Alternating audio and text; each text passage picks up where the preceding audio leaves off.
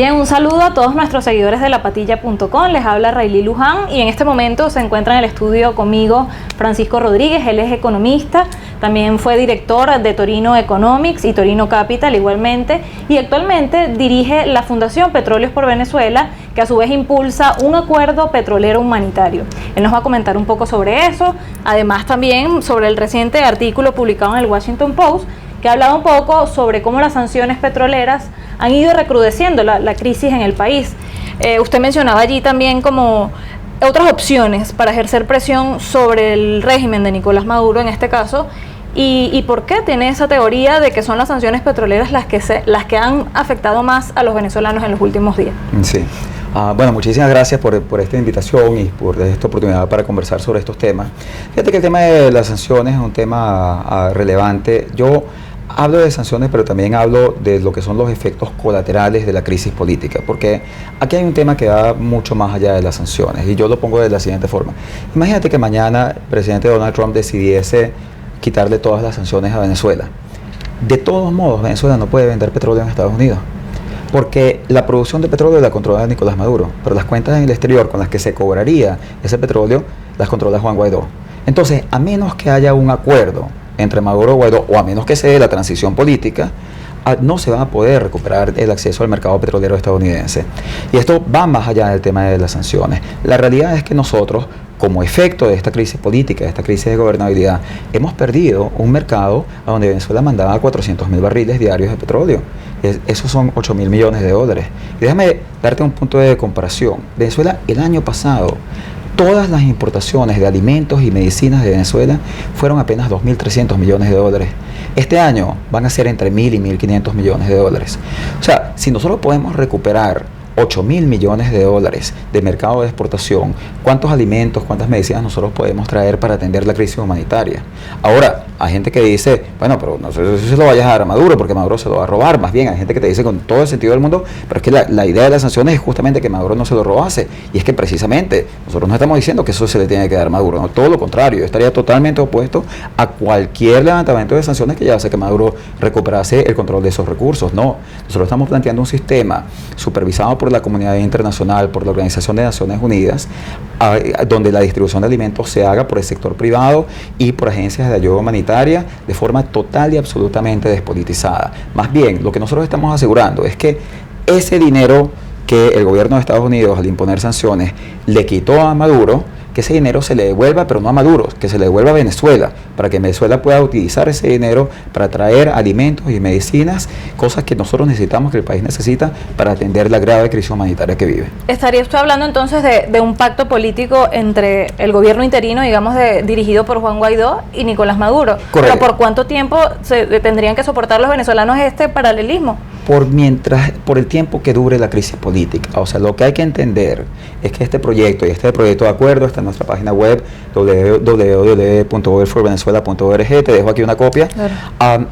Fíjate, lo que hay que entender aquí es que este es un proyecto para mitigar los efectos colaterales de la crisis política. Y esta crisis política se ha plasmado en una realidad que es una dualidad de gobierno. Tú tienes un gobierno que controla la producción de petróleo, que es el gobierno de Maduro, y tú tienes un gobierno que controla las cuentas del exterior, que controla la capacidad de vender petróleo. O sea, Maduro puede producir petróleo, pero Guaidó puede venderlo. Si ellos dos no se ponen de acuerdo, entonces ese petróleo no se va a producir y no se va a vender. La idea es que, mira, aquí hay un problema, aquí hay una crisis política, y esa crisis política no sabemos cuándo se va a resolver, no sabemos cómo resolverla, y hay gente que está trabajando en tratar de resolver esa crisis política, entre ellos comenzando por Juan Guaidó, a quien yo personalmente, ya esta no es la actitud de la fundación, pero yo personalmente reconozco como el presidente legítimo de Venezuela, y yo admiro el esfuerzo que están haciendo por lograr una salida a la crisis política, pero también hay que tener la responsabilidad de reconocer ante los venezolanos que nosotros no sabemos cuándo esta crisis política se va a acabar, no sabemos cuándo es que va a llegar ese cese de la usurpación, y mientras eso no ocurra, nosotros tenemos una responsabilidad de ofrecerles soluciones a los venezolanos que atiendan sus problemas de hoy, que no podemos estar pensando solo en el día después. Está muy bien pensar en el día después, pero también tenemos que pensar en el aquí y ahora de la gente. Ahora, si bien las sanciones han profundizado la crisis en Venezuela, lo que era la escasez de medicinas y alimentos ya se venía dando desde mucho antes. Pero es que la crisis... ¿Y cómo se puede ver positivo entonces? La crisis es responsabilidad de Maduro. Exactamente. La crisis es responsabilidad de Maduro, incluso la parte que le corresponde a las sanciones es responsabilidad de Maduro, porque nosotros tenemos sanciones no porque el resto del mundo decidió... ¿Cómo se puede ver positivo entonces que se le dé la responsabilidad a Maduro también de ser parte de este pacto político para... Porque es necesario, porque el control de la producción de petróleo, porque a menos que tengas una forma de arrebatarle el control de los campos petroleros, si tú no llegas a un acuerdo con él, no se va a producir el petróleo. ¿Y cuánto tardaría en materializarse este acuerdo y luego ya el proyecto como tal? Si hay un acuerdo político, o sea, si los lados de la contienda política se ponen de acuerdo en que quieren hacer esto, y se ponen de acuerdo en un diseño básico, y para eso es que nosotros hemos hecho este trabajo, para hacerles una propuesta concreta de cómo podría funcionar. Tenemos toda una serie de organigramas, de planteamientos específicos, que son una propuesta para la discusión, porque aquí al final hay una toma de decisiones, hay una negociación, pero si se ponen de acuerdo sobre este diseño, este programa podría estar funcionando entre 3 a 6 meses. Okay. O sea, la implementación no es particularmente difícil. Hay cosas que hay que hacer, pero no es particularmente difícil. ¿Y este proyecto no eliminaría en su totalidad las sanciones? No, ¿entiendes? Para nada, más bien todo lo contrario. O sea, este proyecto tiene sentido porque hay sanciones. Si no hubiese sanciones, entonces Venezuela podría exportar lo que quisiese de petróleo a Estados Unidos. O sea, si no hubiese sanciones y si no hubiese crisis política, si no hubiese esta dualidad de gobierno, si ese problema se resolviese, si Maduro fuese presidente reconocido en Estados Unidos y no fuese sancionado, podría exportar todo el petróleo que quisiera para allá, como lo podía hacer antes del 10 de enero, pero después del 10 de enero tenemos otra situación. Y esta es la situación que hay que tratar de resolver. Y esto no es una solución a todos los problemas de Venezuela. Este no es un plan para la transformación productiva de Venezuela. Esta es una iniciativa específica que está dirigida a lograr mitigar los efectos de la crisis política y ayudar a los venezolanos a vivir en medio de este proceso, de esta crisis política que ha llevado a efectos colaterales muy fuertes. Mi argumento no es, y definitivamente no es un argumento de responsabilidad de las sanciones.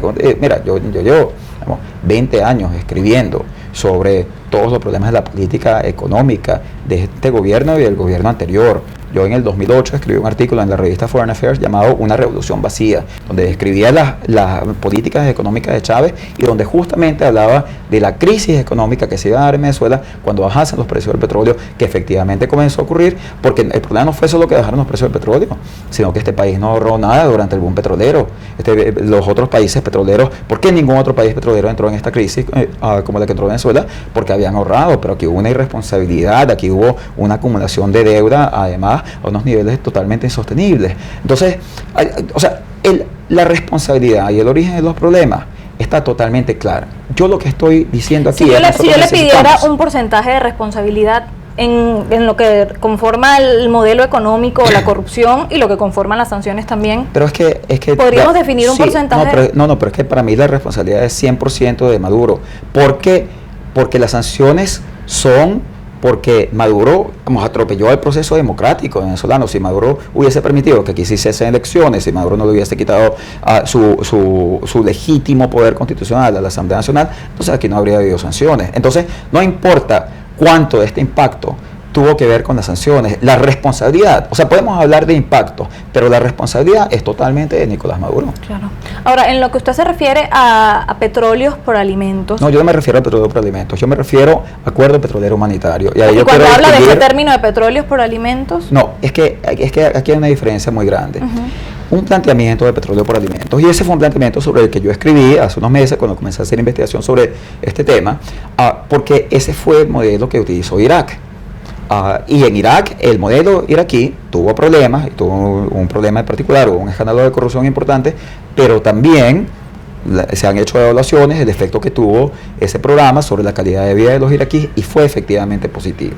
Además, la cantidad de recursos que se desviaron hacia la corrupción fueron un 3% de los recursos del programa. Pero a medida que nosotros comenzamos a estudiar más esto, nos dimos cuenta que había que cambiar no solo el esquema de Irak, sino la concepción de petróleo por alimentos, de programa de petróleo por alimentos. ¿Por qué? Bueno, Primero, por el tema de corrupción, y ahí nosotros nos basamos sobre el trabajo de una comisión encabezada por Paul Volcker, quien había sido presidente de la Reserva Federal, que analizó con detenimiento todos los problemas del modelo de Irak y qué era lo que era necesario hacer para solucionarlo. Pero además aquí hay un tema más fundamental, que es que en el caso de Irak solo había un gobierno, que era el gobierno de Saddam Hussein, y no estaba cuestionado el reconocimiento internacional de ese gobierno en ese momento, en los años 90. Aquí en Venezuela hay dos gobiernos, hay un gobierno que controla la producción de petróleo y hay un gobierno que controla la venta, la capacidad de vender petróleo, que controla las cuentas en Estados Unidos, en el sistema financiero norteamericano. Entonces, aquí es necesario, más que un programa, un acuerdo entre las partes del conflicto político.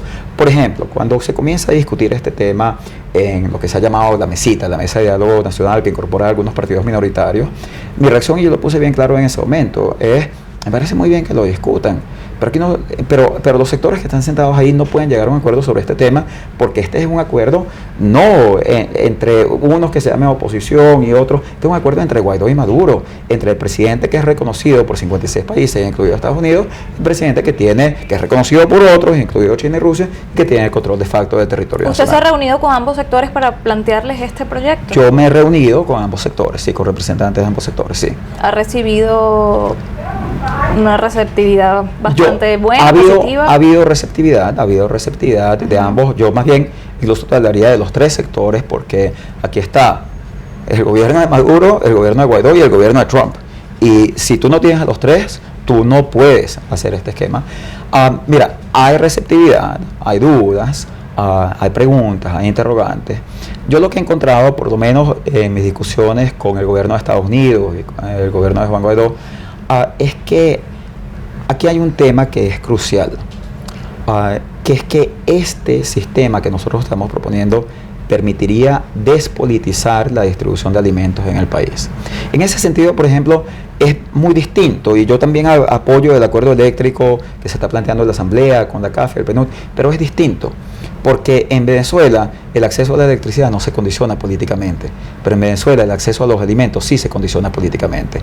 Y lo que nosotros estamos hablando de un sistema donde aquí pueden entrar millones de toneladas de alimentos a ser distribuidas a través de un sistema totalmente despolitizado, a través de agencias de ayuda humanitaria, a través del sector privado, con un sistema. Nosotros tenemos todo un planteamiento de cómo se pueden utilizar los canales del sector privado conjuntamente con un sistema de subsidios directos manejados bajo supervisión internacional por la comunidad internacional, con una fuerte Contraloría externa, y en el momento en que se dé un acceso a esta magnitud de alimentos, medicinas y otros bienes esenciales de forma despolitizada, eso lo que va a tener es un efecto liberador sobre millones de venezolanos, que ya no se van a ver obligados a ponerse una camisa roja, que ya no se van a ver obligados a ir a votar el día que no quieren ir a votar para escanear su carnet de la patria en el punto rojo, que ahora van a poder con dignidad recibir lo que deben recibir y lo que tienen derecho a recibir como venezolanos, pero sin ningún condicionamiento político.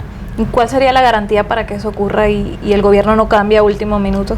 La garantía es que aquí va a haber una supervisión de la comunidad internacional a través, y nuestra propuesta es a través de la Organización de Naciones Unidas, pero además a través de países que sean que sean países que tanto al sector opositor como al sector de Maduro, digamos, le den confianza. Por ejemplo, una propuesta nuestra es que podría ser el mismo Consejo de Seguridad de Naciones Unidas, que tiene 5 integrantes, que son Estados Unidos, Francia, Reino Unido, China y Rusia. Entonces ahí hay actores que le dan confianza a ambas partes.